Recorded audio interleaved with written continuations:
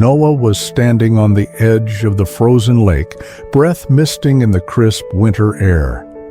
The sun had just begun to set, casting an orange glow over the ice.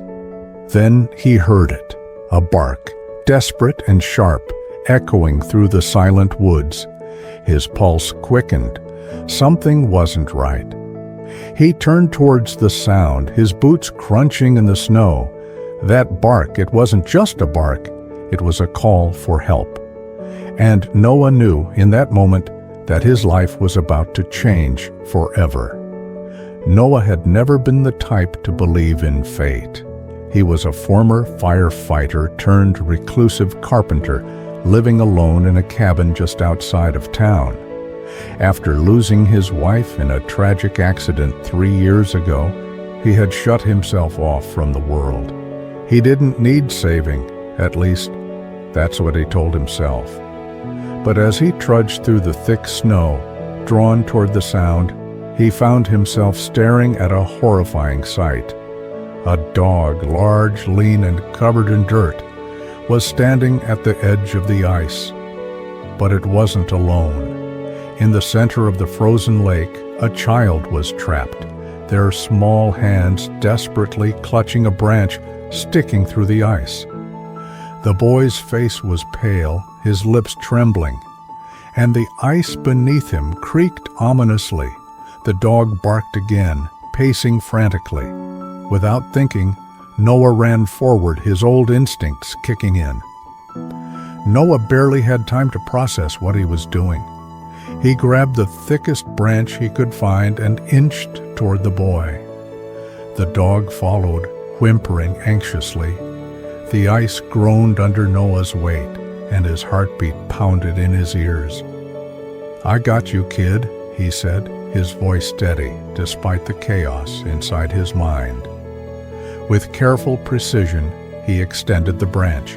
"Grab it," he urged. The boy's fingers trembled as he reached for it, but before he could grasp it, the ice gave way. A split second later, the dog leaped, without hesitation, into the freezing water, paddling furiously toward the sinking child. Noah cursed under his breath and lunged forward, dragging them both onto solid ground. The boy coughed violently, ice clinging to his clothes. The dog shivered beside him, its golden brown fur now soaked and matted. Noah pulled off his coat, wrapping it around the boy. The child looked up with glassy eyes. "His name, Echo," he whispered, before losing consciousness.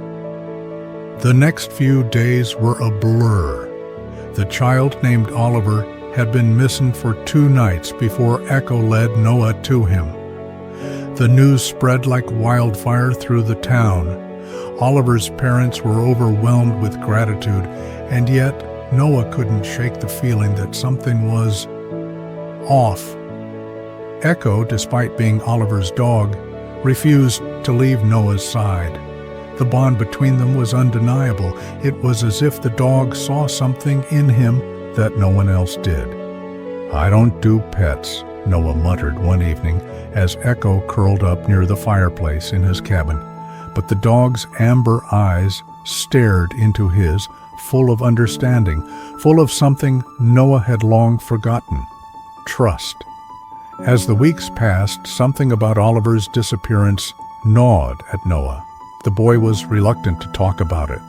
The only thing he would say was, "Echo saved me." Echo knew. Noah began to dig deeper, and the more he uncovered, the more he realized the story the town had accepted didn't add up. Echo wasn't just a dog. He was a protector, a guardian of secrets buried deep beneath the snow. Someone had tried to get rid of Oliver, and Echo had been the only one who knew the truth. When the break-in happened, Noah wasn't surprised. He had felt it coming. He woke to the sound of Echo's growl, low and menacing. Shadows flickered outside the window. Then, glass shattered. Noah barely had time to react before Echo lunged, tackling the intruder. In the moonlight, Noah saw the man's face, the same man who had been searching for Oliver the day he was found. The pieces clicked into place. And for the first time in years, Noah felt something ignite inside him, a purpose. The authorities arrived just in time. The truth unraveled quickly. Oliver had witnessed something he wasn't supposed to see, and someone had tried to make sure he never spoke of it. But Echo had refused to let that happen. In the aftermath, Noah found himself staring at the dog who had changed his life. He had spent years running from the world, from himself. But now, he wasn't alone anymore. "You're not just a dog, are you?" Noah muttered, scratching behind Echo's ears. Echo merely wagged his tail as if to say, "I was always meant to find you." And for the first time in a long time, Noah allowed himself to believe in second chances. Months later, Noah found himself standing at the edge of the lake again, Echo at his side. The ice had melted, replaced by rippling water that glistened in the morning sun. A boy's laughter rang out behind them. Oliver, safe, playing with other children. His life had been restored. And Noah's? It was no longer the same. Because when Echo barked, Noah no longer heard a warning. He heard something else, a call to keep moving forward, a call to live again.